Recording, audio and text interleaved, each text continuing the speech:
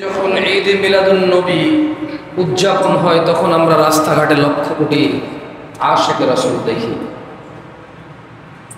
আল্লাহ রাসূল সাল্লাল্লাহু আলাইহি ওয়াসাল্লামকে তারা ভালোবাসেন না এটা আমরা বলবো না, তবে আবু বকর, আলী, ওসমান রাদিয়াল্লাহু আনহুম আজমাইন ওনারা আল্লাহর নবীকে দাঁড়িয়ে রেখে ভালোবাসছে।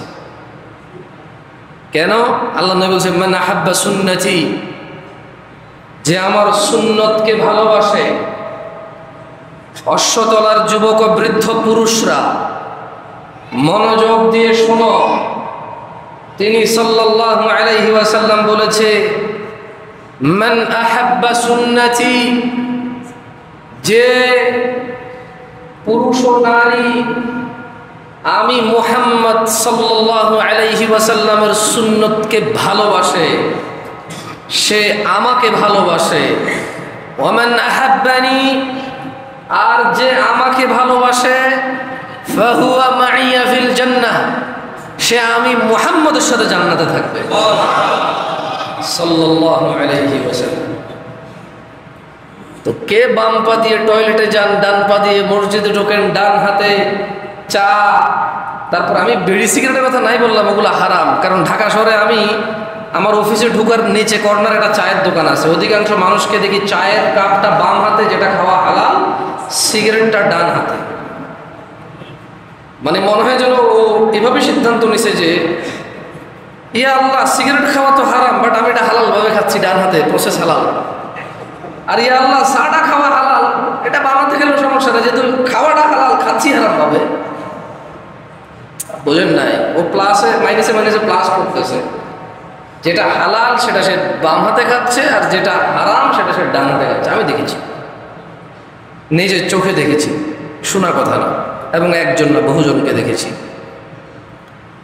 আমি জানি না অশ্বতলার যুবকরা আল্লাহর নবীকে কত ভালোবাসে। অবশ্যই জীবন দিতে প্রস্তুত আছে, এরকম বহু মানুষ আছে দাঁড়িয়ে রাখতে প্রস্তুত নাই। আল্লাহর নবী সাল্লাল্লাহু আলাইহি সাল্লামের ভালোবাসায় রাস্তায় নেমে মিছিল মিটিং করে প্রস্তুত আছে এদেশের লাখো কোটি যুবক। টাকনুর উপরে প্যান্ট পরতে প্রস্তুত নাই। আল্লাহর নবী সাল্লাল্লাহু আলাইহি সাল্লামের উপরে আনিত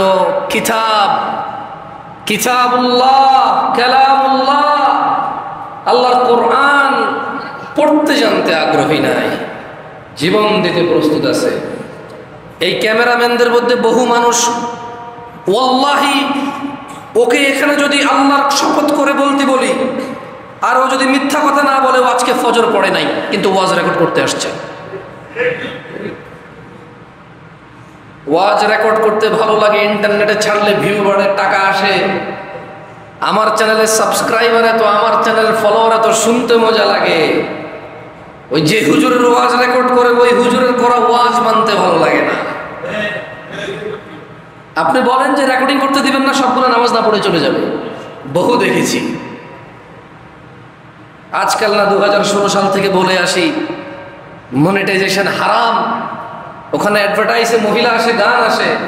ফেসবুক তোমাকে যা দেয় ওয়াজের জন্য দেয় না, তোমার ওয়াজের মধ্যে নেকটা নারী আর গান বাজনা বাজানোর জন্য দেয়।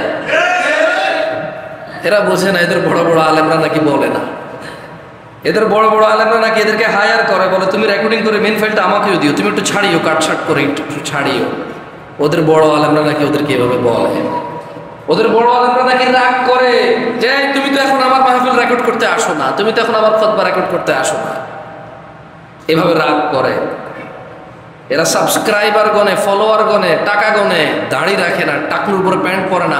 আর এত করে না, এরা কুফরি পর্যন্ত করে, মানে সালাত ত্যাগ করে এরা।